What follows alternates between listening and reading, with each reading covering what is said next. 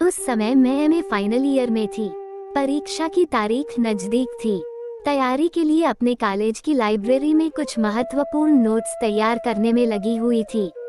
मेरी ही टेबल पर सामने एक लड़का भी अपने कुछ नोट्स तैयार करने में लगा था। मैं लंच ब्रेक में लाइब्रेरी जाती और वह लड़का भी उसी समय मेरे ठीक सामने आकर बैठ जाता। एक दिन जब मैं लाइब्रेरी की अलमारी से कुछ किताबें हाथों में लेकर आ रही थी, तभी उसके पास पहुंचते ही उनमें से कुछ किताबें फिसलकर उसके पैरों पर जा गिरीं। सॉरी बोलते हुए मैं पुस्तकों को उठाने लगी। उसने किताबों को उठाने में मेरी मदद की और मेरे हाथों में उन्हें थमाते हुए बोला, नो प्रॉब्लम, कभी भी ऐसा हो जाता है। उसके बाद हम दोनों में अक्सर बातें होने लगी। बातचीत से पता चला कि वह गांव का रहने वाला एक गरीब विद्यार्थी था जो एमए की तैयारी कर रहा था और उसका मकसद बहुत ऊंचा था। वो एमए करने के बाद सिविल सर्विसेज की तैयारी करना चाहता था। वह अपने कुछ साथियों के साथ एक कमरा किराए पर लेकर रहता था और वे लोग अपना खाना खुद बनाते थे और बहुत ही कम पैसे में अपनी पढ़ाई पूरी करना चाहते थे। वे सभी किसानों के लड़के थे। उसका नाम रवि था। रवि गरीब जरूर था, लेकिन शरीर से सुडौल और मन से शांत चित्त वाला एक बहुत ही अच्छे स्वभाव का मधुरभाषी व दूसरों की मदद करने की भावना लिए एक हंसमुख लड़का था। कभी कभी बहुत आग्रह करने पर रवि मेरे साथ कॉलेज के कैफेटेरिया में जाता और एक कप चाय से ज्यादा कुछ नहीं लेता। जबरन चाय का पैसा मैं ही देती। लगातार कई दिनों तक एक ही टेबल पर एक साथ नोट्स बनाते हुए एक दूसरे के प्रति काफी लगाव महसूस होने लगा और जब कभी रवि कॉलेज की लाइब्रेरी में नहीं आता तो मेरा मन उसके लिए बेचैन हो उठता। उसका भी एमए फाइनल था, किंतु उसका सब्जेक्ट अलग था, इसलिए मेरी कक्षा में नहीं बैठता था। मेरे पिताजी एक उच्च सरकारी पदाधिकारी थे और माँ के गुजर जाने के बाद मैं ही उनके लिए बेटी बेटा सब कुछ थी। मैं जो कुछ चाहती पिताजी मुझे उपलब्ध कराते। मैं इकलौती बेटी थी। घर में कोई कमी नहीं थी। पिताजी ने हैदराबाद में एक फ्लैट खरीदा था। रिटायरमेंट के बाद वे वहीं रहने लगे थे। एमए करने के बाद हम दोनों अलग अलग हो गए। रवि एमए करने के बाद सिविल सर्विसेज के लिए कंपटीशन की तैयारी करने लगा। कई कंपटीशन की तैयारी करते हुए अंत में मुझे इनकम टैक्स ऑफिसर की नौकरी मिल गई। रवि किसी जिले में फॉरेस्ट ऑफिसर बन गया।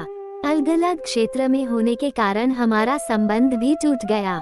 इनकम टैक्स ऑफिसर के रूप में मेरे साथी प्रवीण का भी चयन हुआ था।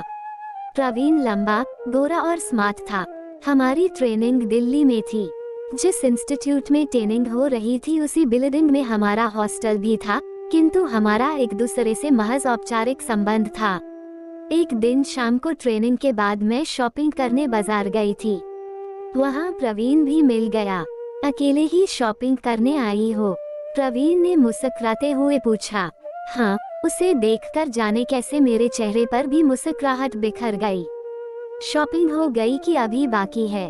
हो गई, मैंने संक्षिप्त जवाब दिया। फिर चलो कॉफी पीकर हॉस्टल लौटते हैं।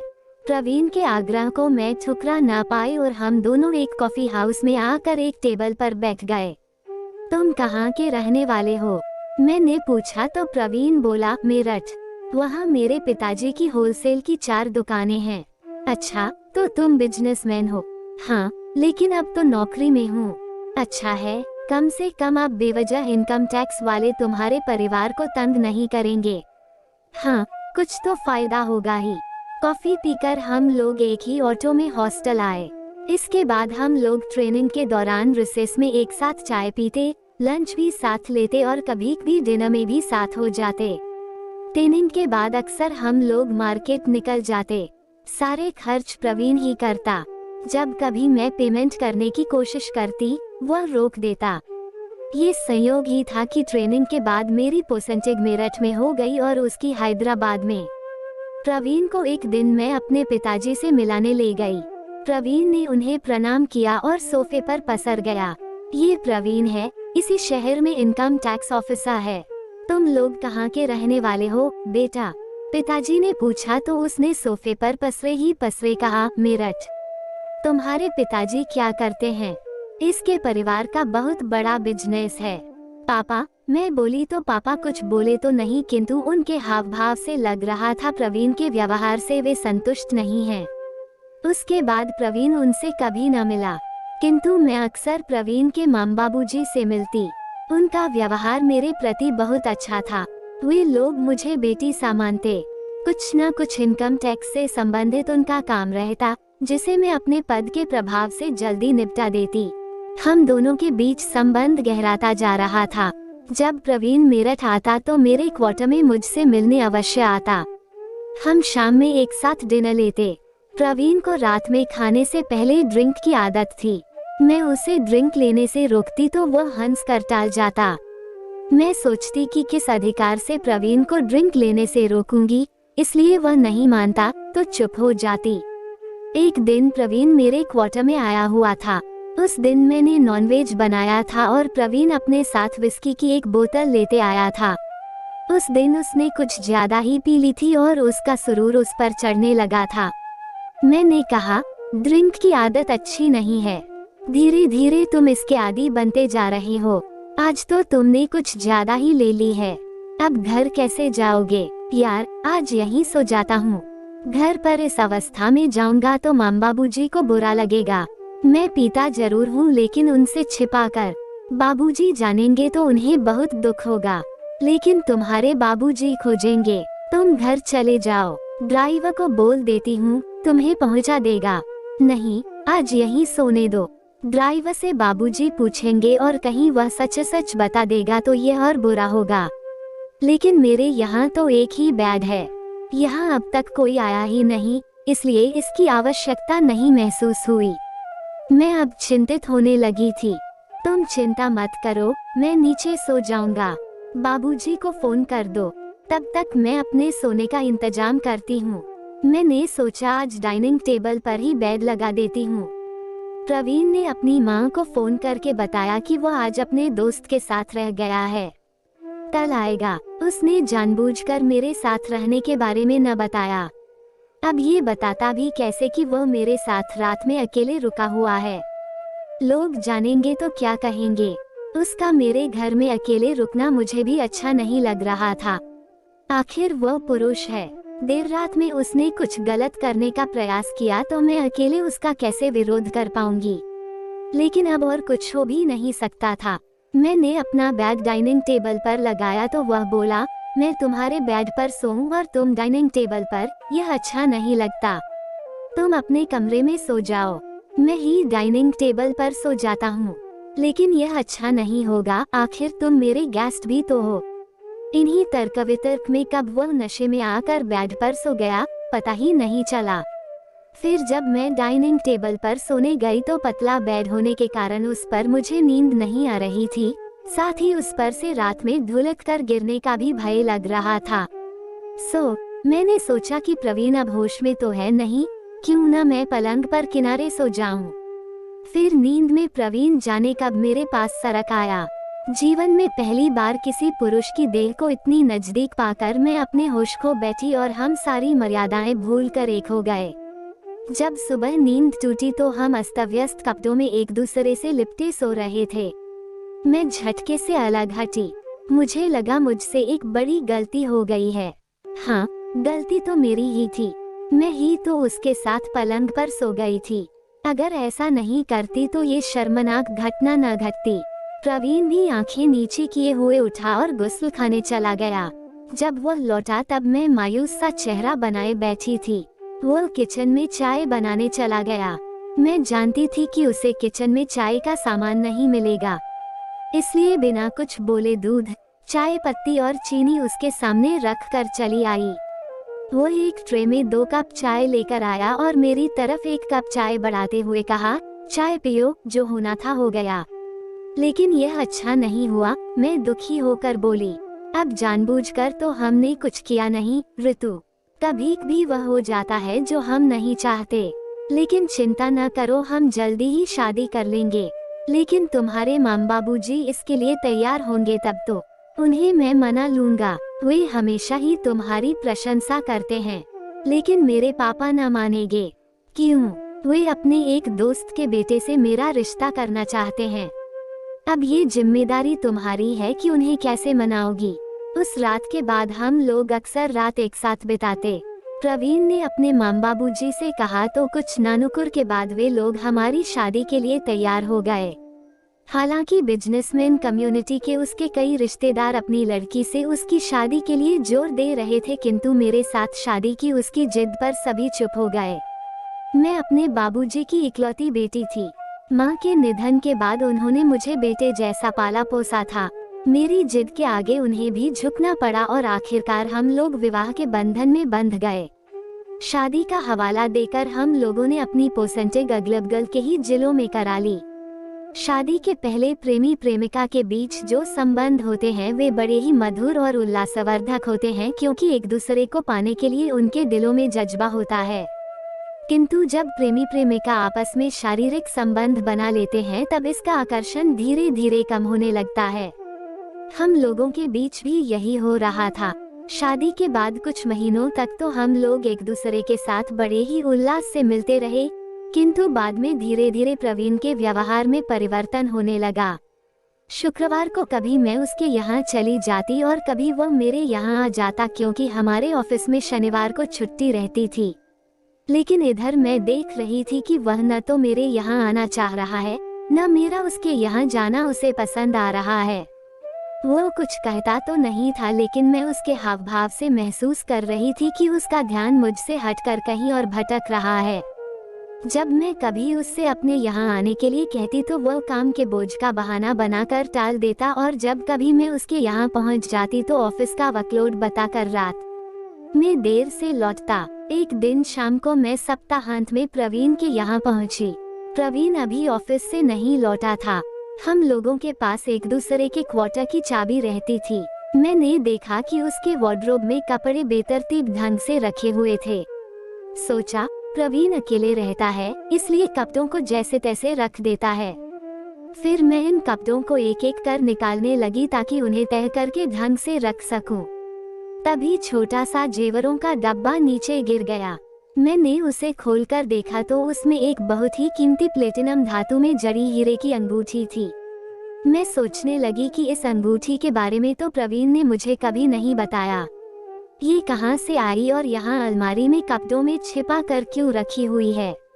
फिर मैंने सोचा या तो प्रवीण को इसे किसी ने रिश्वत में दी होगी या किसी प्रेमिका को देने के लिए उसने खरीदी होगी और मैं देख न लूं, इसलिए इसे यहाँ छिपाया है।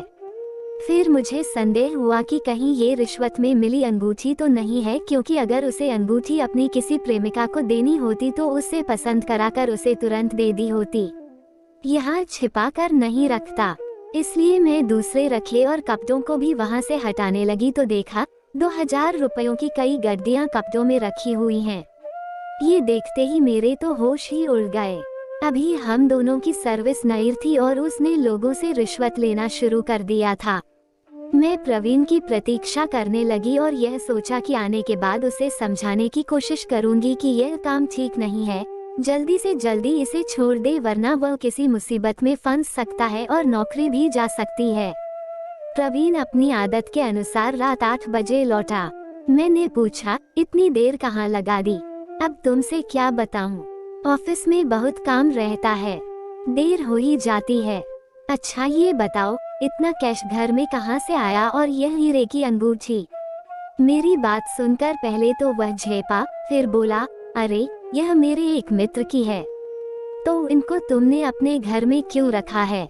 अचानक ही यह सब घटित हो गया था। सच तो ये था कि वह ऐसे हालात के लिए मानसिक रूप से तैयार नहीं था।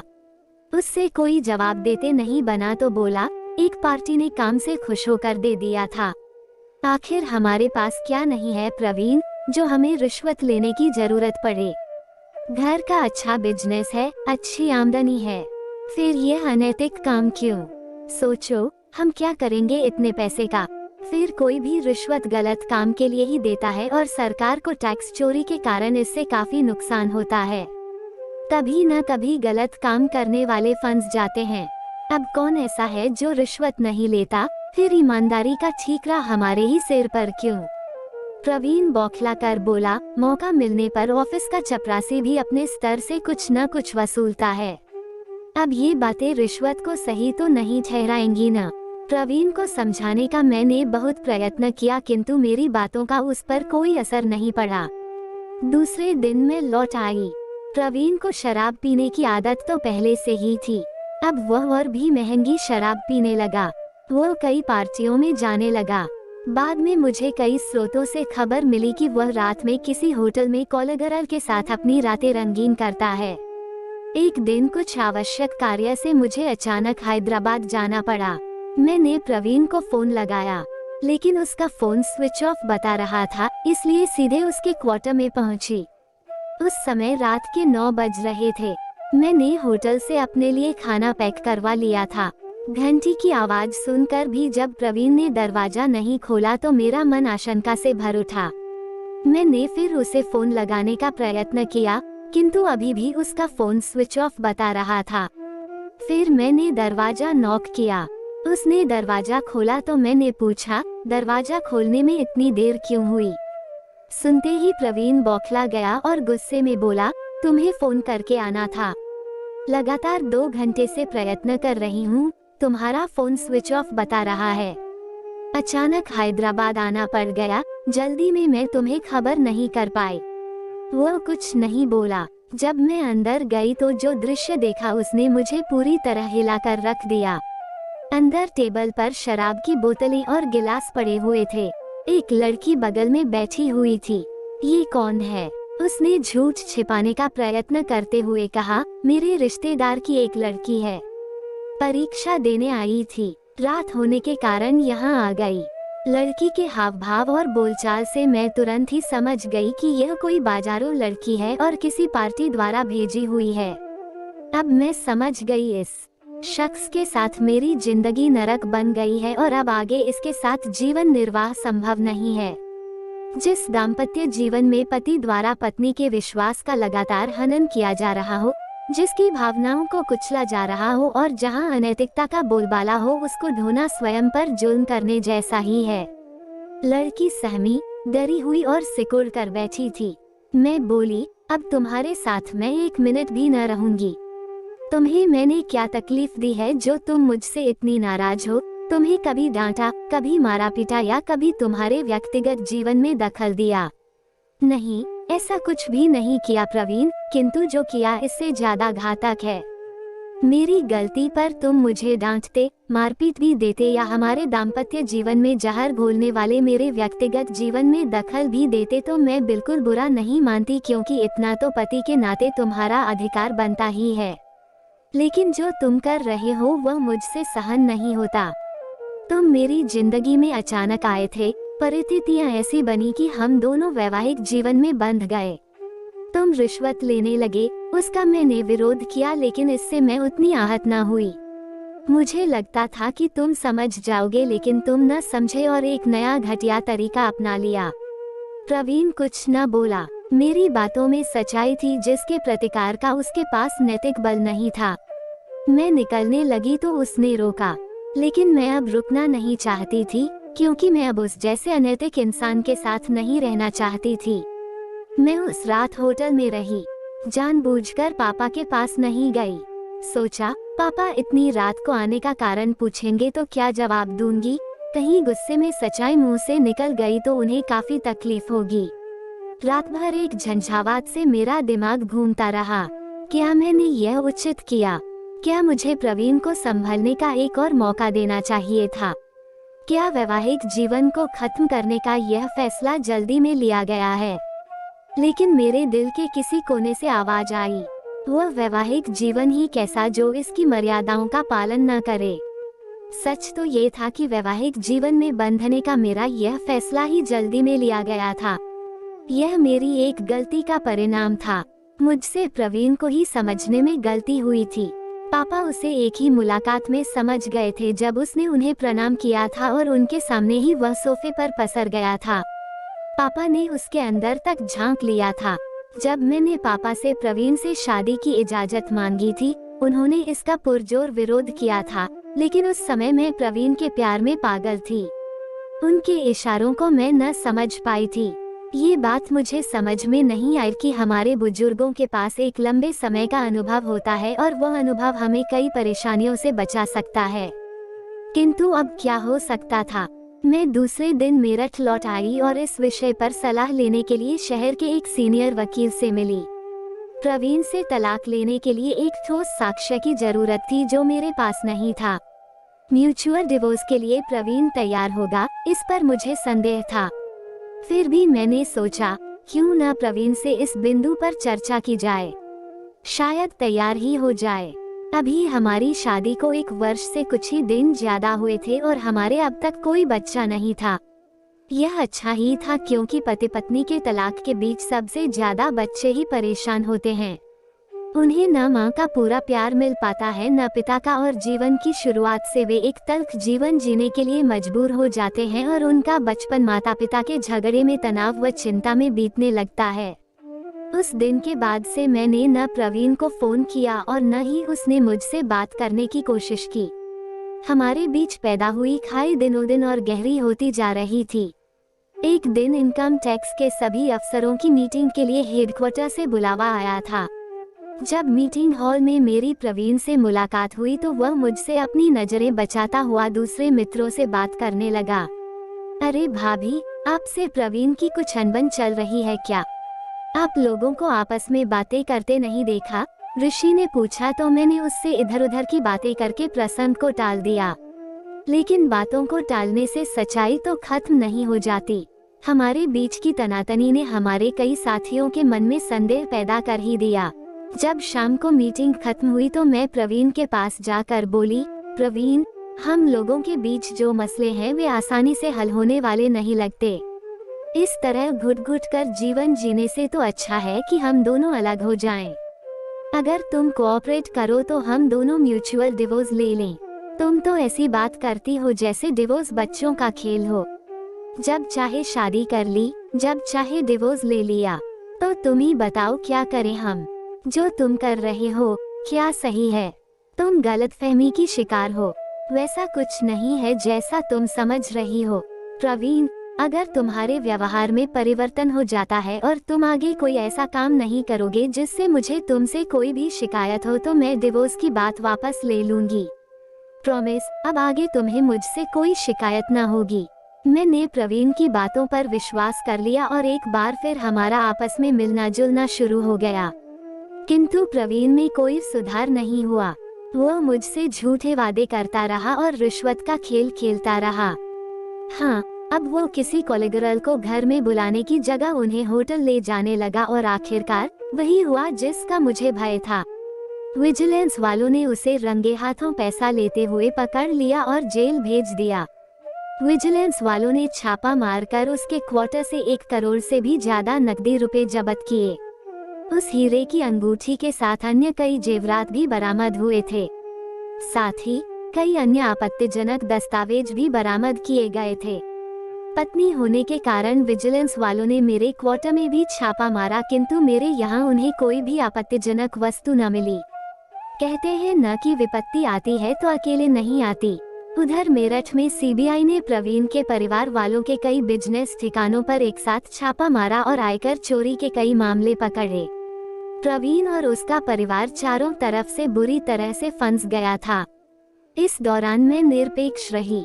आखिर मैं कर भी क्या सकती थी? मैंने कोशिश करके प्रवीण की कोर्ट से बेल करवाई। उसके बाबूजी भी सीबीआई की गिरफ्त में आ गए थे और उन्हें भी जेल भेज दिया गया था। दौड़ धूप कर उनकी भी बेल करवाई, किंतु अंत बड़ा ही भयानक ढंग से हुआ। प्रवीण को कई वर्षों के ट्रायल के बाद रिश्वत और आय से अधिक इनकम के कारण नौकरी से बर्खास्त कर दिया गया। उसके परिवार के कई ठिकानों को सीबीआई ने बंद करवा दिया। अब प्रवीण बेरोजगार था और अपने परिवार के बच्चे खुचे बिजनेस को संभालने में लग गया था। अब उसके साथ मेरा किसी भी हालत में साथ रहना संभव नहीं था, इसलिए मैंने कोर्ट में तलाक की अर्जी दी और प्रवीण के खिलाफ कई अनैतिक आचरण व मेरे प्रति उसके गलत व्यवहार को ध्यान में रखते हुए कोर्ट ने मेरी तलाक की अर्जी मंजूर कर ली। अब एक कहानी का पटापेक्ष हो गया था। मैं इसे एक सपना समझकर भूल जाना चाहती थी, किंतु पापा बहुत चिंतित थे। वे जानते थे कि एक तलाकशुदा स्त्री की क्या स्थिति होती है।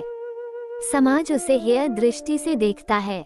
उसके साथ शादी करने के लिए कोई लड़का आसानी से तैयार नहीं होता। उस समय गर्मी की छुट्टियां थीं।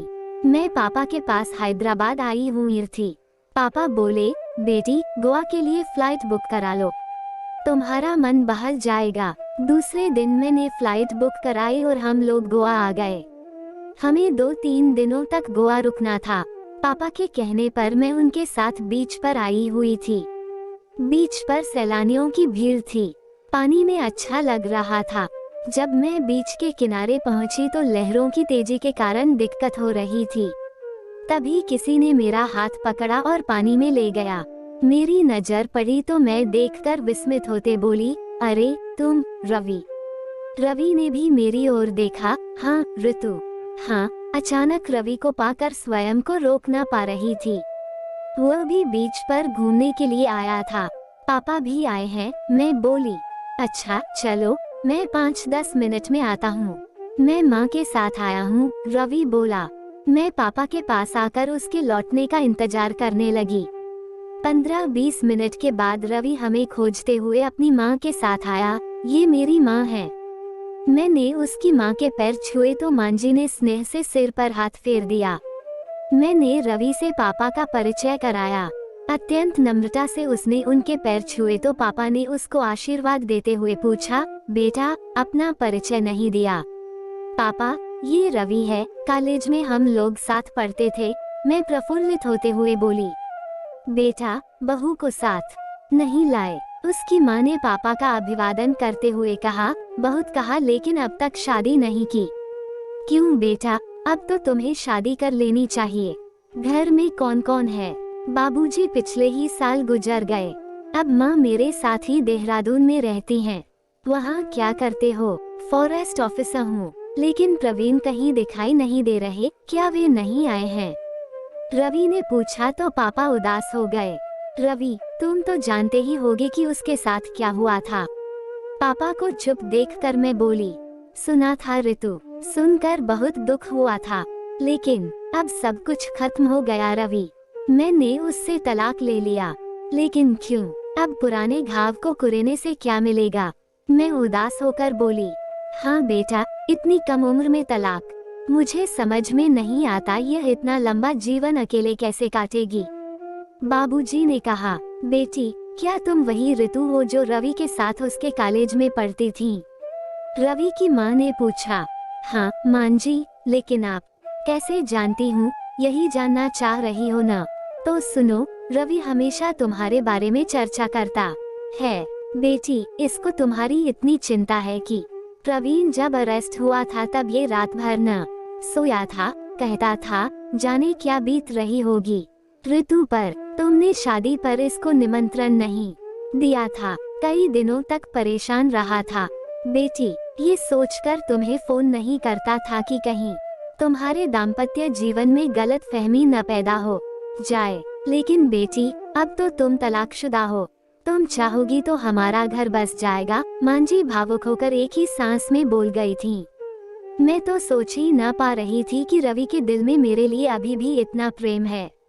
मैं अभिभूत थी। मैंने लज्जा से सिर झुकाते हुए कहा, आपका आदेश। सिर आंखों पर। माँ जी। बेटा, इससे भैया क्या होगा? अगर तुम मेरी बेटी का हाथ थाम लेते हो तो मैं भी इस उम्र में सुकून की सांस ले पाऊंगा, पापा बोले। रवि ने मेरी आंखों में झांका तो मैं कुछ देर तक उसको देखती रह गई। हमारी मौन स्वीकृति ने मेरे पापा और रवि की माँ की आंखों में खुशी के आंसू भर दिए थे।